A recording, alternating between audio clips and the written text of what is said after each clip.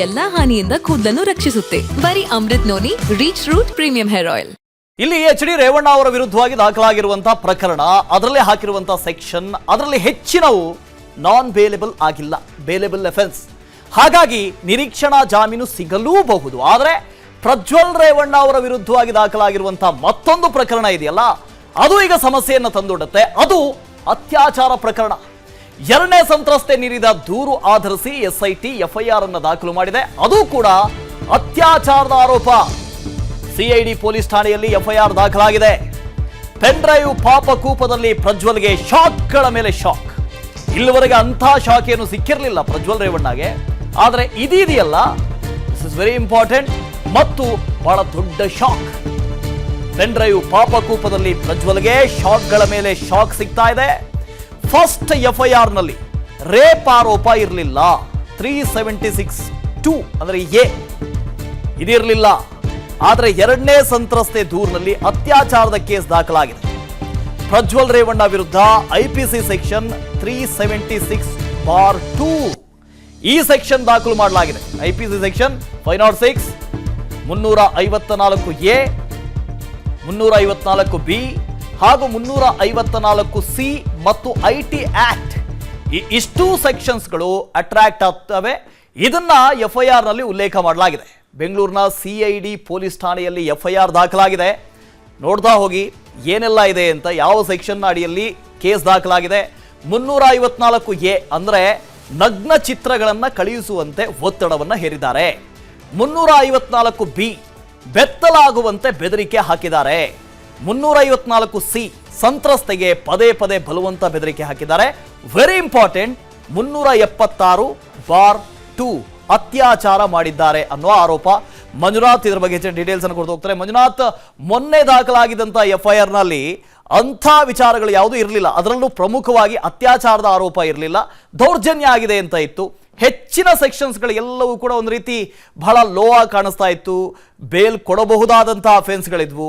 ಆದರೆ ಈ 376(2) ಇದೆಯಲ್ಲ, ಅತ್ಯಾಚಾರದ ಆರೋಪ, ಇದು ನಾನ್ ಬೇಲೆಬಲ್ ಅಫೆನ್ಸ್.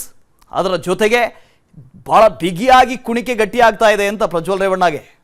ನನ್ನ ಜೀವನದಲ್ಲಿ ನಾನು ಮಾತ್ರವಲ್ಲ, ನನ್ನ ಕೂದಲು ಕೂಡ ಆಗಿರ್ಬೇಕು ಸ್ಟ್ರಾಂಗ್ ಅಂಡ್ ಸ್ಟೈಲಿಶ್. ಬರೀ Amrit noni reach root premium hair oil ನೊಂದಿಗೆ. Reach root premium hair oil ಖಂಡಿತವಾಗ್ಲೂ ಏನು ಹೊಳೆನರಸೀಪುರದಲ್ಲಿ ದಾಖಲಾಗಿದ್ದಂತ ಎಫ್ಐಆರ್ ನಲ್ಲಿ ಯಾವುದೇ ರೀತಿಯಾದಂತ ಗಂಭೀರವಾದಂತ ಆರೋಪ ಇರಲಿಲ್ಲ. ಬದಲಾಗಿ ಏನು ಸಂತ್ರಸ್ತೆ ತನ್ನ ಮೇಲೆ ತಂದೆ ಮಗ ಯಾವ ರೀತಿಯಾಗಿ ಲೈಂಗಿಕ ದೌರ್ಜನ್ಯವನ್ನ ಎಸಗಿದ್ರು ಅಂತಕ್ಕಂತ ಒಂದು ಆರೋಪವನ್ನ ಮಾಡಿದ್ರು. ಅದಕ್ಕೆ ಸಂಬಂಧಪಟ್ಟಂತೆ ಎಸ್ಐಟಿ ಏನು ದಾಖಲಾಗಿದ್ದಂತ ಎಫ್ಐಆರ್ ಇರ್ಬೋದು, ಜೊತೆಗೆ ಸಂತ್ರಸ್ತರ ಮಾಹಿತಿಯನ್ನ ಪಡ್ಕೊಂಡಿದ್ರು, ಜೊತೆಗೆ ಸಿಕ್ಕಂತ ಸಾಕ್ಷಿಗಳನ್ನ ಪರಿಶೀಲನೆ ಮಾಡಿ ನಿನ್ನೆ ಏನು ಒಂದು ಹೊಳೆನರಸೀಪುರದಲ್ಲಿ ದಾಖಲಾಗಿದ್ದಂತ ಎಫ್ಐಆರ್ ಗೆ ಅಡಿಷನಲ್ ಆಗಿ 376 ಅನ್ನ ಆಡ್ ಮಾಡಬೇಕು ಅಂತಕ್ಕಂತ ಒಂದು ಮನವಿಯನ್ನ ಸಹ ಸಲ್ಲಿಸಿದ್ರು. ಎಸ್ಪಿಪಿ ಮುಖಾಂತರ ಹೊಳೆನರಸೀಪುರ ವ್ಯಾಪ್ತಿಯಲ್ಲಿ ಬರ್ತಕ್ಕಂತ ಒಂದು ಹಾಸನದ ಮ್ಯಾಜಿಸ್ಟ್ರೇಟ್ ಕೋರ್ಟ್ ಮುಂದೆ ಒಂದು 376 ಸೆಕ್ಷನ್ ಅನ್ನ ಅಪ್ಲೈ ಮಾಡಬೇಕು, ಅದಕ್ಕೆ ಸೇರಿಸಬೇಕು ಅಂತಕ್ಕಂತ ಒಂದು ಮನವಿಯನ್ನ ಮಾಡಿದ್ರು. ಅದನ್ನ ಅರ್ಥಂತ ರೇವಣ್ಣ ಅವರು ಕೂಡಲೇ ಬಂಧನದ ಭೀತಿಯಿಂದ ಜನಪ್ರತಿನಿಧಿಗಳ ಕೋರ್ಟ್ಗೆ ಹೋಗಿ ಒಂದು ನಿರೀಕ್ಷಣಾ ಜಾಮೀನು ಅರ್ಜಿಯನ್ನ ಸಲ್ಲಿಸಿದ್ರು. ಅದರ ವಿಚಾರಣೆ ನಿನ್ನೆ ಕೈಗೆತ್ತಿಕೊಂಡಿದ್ರು. ಮುಂದಿನ ವಿಚಾರಣೆಯನ್ನ ಇವತ್ತು ನಡೆಸ್ತಿದ್ದಾರೆ. ಇವತ್ತು ಅವರ ನಿರೀಕ್ಷಣಾ ಜಾಮೀನು ಅರ್ಜಿಯ ಒಂದು ಭವಿಷ್ಯ ನಿರ್ಧಾರ ಆಗಲಿದೆ. ಮತ್ತೊಂದು ಕಡೆ ನೇರವಾಗಿ ಸಿಐಡಿಯಲ್ಲಿ ದಾಖಲಾಗಿರ್ತಕ್ಕಂತ ಎರಡನೇ ಸಂತ್ರಸ್ತೆ ಕೊಟ್ಟಂತ ದೂರಿನ ಆಧಾರದ ಮೇಲೆ ಸಿಐಡಿ ಪೊಲೀಸ್ ಠಾಣೆಯಲ್ಲಿ ಈಗ ಮತ್ತೊಂದು ಪ್ರಕರಣ ದಾಖಲಾಗಿದ್ದು. ಅದರಲ್ಲಿ A1 ಆರೋಪಿಯನ್ನಾಗಿ ಪ್ರಜ್ವಲ್ ರೇವಣ್ಣ ಅವರನ್ನೇ ಉಲ್ಲೇಖ ಮಾಡಲಾಗಿದೆ. ಜೊತೆಗೆ 376(2)(n) ಅಂತ ಇದು ಗಂಭೀರವಾದಂತ ಒಂದು ಆರೋಪ. ಯಾಕೆ ಅಂತಂದ್ರೆ ಇದರಲ್ಲಿ 354(a), 354(b) ಇವೆಲ್ಲವೂ ಸಹ ಉಲ್ಲೇಖ ಮಾಡಲಾಗಿದೆ.